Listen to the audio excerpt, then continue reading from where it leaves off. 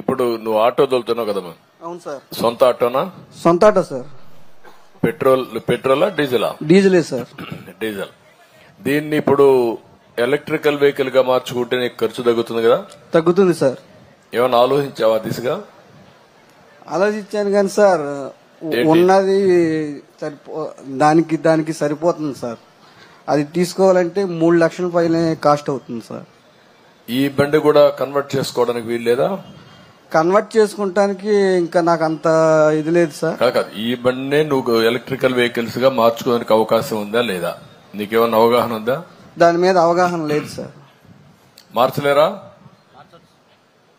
Engine మారిస్తే సరిపోతుంది కదా. మీరు కలెక్టర్స్ ఆల్రౌండ్ తయారు కావాలి ఇప్పుడు. ఎందుకంటే ఓకే, ఇప్పుడు ఎలక్ట్రికల్ వెహికల్స్ గా కన్వర్ట్ చేసుకుంటే ఆటోమేటిక్ గా నీ కాస్ట్ తగ్గుతుంది, ఖర్చు తగ్గుతుంది, ఆదాయం పెరుగుతుంది. నేను మొట్టమొదటిసారిగా నీ వెహికల్ తోనే స్టార్ట్ చేస్తా. ఎలక్ట్రికల్ వెహికల్ ఇంట్లోనే ఛార్జ్ చేసుకోవచ్చు. నువ్వు ఇంట్లోనే ఛార్జ్ చేసుకుంటే చాలా సులభం అవుతుంది. నేను ఒకసారి కలెక్టర్ నువ్వు కలువు, ఏం చేయాలి నేను గైడ్ చేస్తాం, దాని ప్రకారం ముందుకెళ్దాం. అందరికీ నమస్కారం అండి.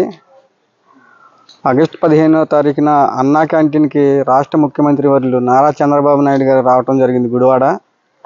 ఆ రోజు ఆటో డ్రైవర్ల పేర్లు నా పేరు ఇస్తుంటే నేను ఏమనుకున్నానంటే ఈ ఎదర కుర్చీలో ఉంటామేమో మైక్ ఇచ్చి మాట్లాడమంటారేమో అనుకున్నాను. అది కాకుండా ముఖ్యమంత్రి గారు పక్కన కూర్చొని నారా చంద్రబాబు నాయుడు గారు పక్కన కూర్చోబెట్టుకొని మాట్లాడి నువ్వేం చేస్తావని అడిగారు. నేను ఆటో తోలుతానని చెప్పాను. ఇంకో విషయం కూడా చెప్పానండి, 2017 వరకు కూడా నేను డ్రైవర్నేనండి. 2017 తర్వాత నేను ఎస్సీ కార్పొరేషన్ లోన్లో ఆటో తీసుకున్నానని కూడా చెప్పానండి. అంతే కదండి. ఆయన అడిగారు మీరు డీజిల్ ఆటో తోలుతున్నారా పెట్రోల్ ఆటో తోలుతున్నారా అని అడిగారండి. అడిగినప్పుడు నేను చెప్పిన సమాధానం అంటే డీజిల్ ఆటో తోలుతున్నానని చెప్పాను. అది ఖర్చు తగ్గియాలంటే ఎలా మార్గం అవుతుంది అని అడిగారు. పెట్రోల్ ఆటో తోలుతున్నారా డీజిల్ ఆటో తోలుతున్నారని ముఖ్యమంత్రి గారు అడిగారండి. అడిగినప్పుడు నేను డీజిల్ ఆటో తోలుతున్నాను అన్నాను. ఖర్చు తగ్గే ఉపాయం ఏమైనా ఆలోచించావు అన్నారండి. అడిగినప్పుడు లేదండి నేను దీన్ని తోలుకుంటా పిల్లల్ని చదివించుకుంటానికి సరిపోతుందండి, దాని ఆలోచన చేయలేదు అని చెప్పాను. అప్పుడు దాన్ని ఎలక్ట్రికల్ ఆటోగా మార్చడానికి నీకేమన్నా తెలిసిన వాళ్ళు ఉన్నారు, నీకేమన్నా ఐడియా ఏమన్నా ఉందా అని అడిగారు. దాని గురించి నాకు ఎటువంటి ఐడియా లేదండి, కానీ అది కొనాలంటే కాస్ట్ ఎక్కువ అవుద్దని చెప్పానండి. నేను సుమారు 3 లక్షలన్నర 4 లక్షలు ఉంటుందని చెప్పాను.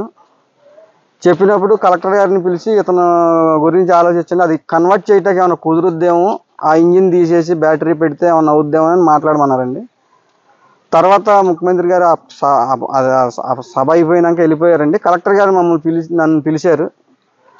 పిలిచి చాలా చోట్ల ఫోన్ చేశారండి, ఇంజనీర్లకు కానీ ఈ ఆటో మొబైల్ వాళ్ళకి ఫోన్ చేసి ఇలా మార్చడం కుదురుద్దా అని అడిగారండి. అడిగినప్పుడు అది ఇంకా మన రాష్ట్రంలో ఇంకా రాలేదంటండి. ఈ డీజిల్ ఇంజిన్ తీసి బ్యాటరీ అమర్చడం ఇంకా మన రాష్ట్రంలో ఇంకా రాలేదని అన్నారు. అన్నాక తర్వాత ఈ బ్రేక్ ఇన్స్పెక్టర్లను కూడా పిలిచారండి. వాళ్ళు అడిగారు నీకు ఎలక్ట్రికల్ ఆటో ఇస్తారయ్యా, మరి నీకు ఏ కంపెనీ అయితే బాగుంటుంది అన్నారండి. అప్పుడు నేను తోటి డ్రైవర్లను కనుక్కుంటే అప్పి బ్యాటరీ బండి బాగుంటుందని చెప్పారు.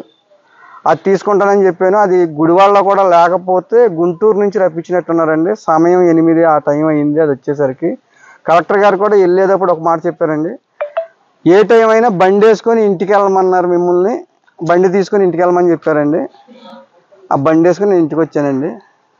తర్వాత అది ఛార్జింగ్ పెట్టుకుంటాక ఛార్జింగ్ మెషిన్ అవన్నీ ఇచ్చారండి. అవి కూడా ఇప్పుడు వైర్లు లాగుతున్నారు. ఎలా ఫీల్ అవుతున్నావు? సీఎం గారు అంత క్లోజ్ గా మిమ్మల్ని మీ ఫ్యామిలీతో మాట్లాడి ఇప్పుడు ఆటో ఇచ్చారు, అసలు ఎలా ఫీల్ అవుతున్నావు? మామూలుగా ఫీల్ అవుతున్నా, ఊహించలేదండి అసలు. ఎప్పుడన్నా ఇప్పుడు ఎంతో మంది నాయకులను చూసాం, అన్న పని చేస్తామంటే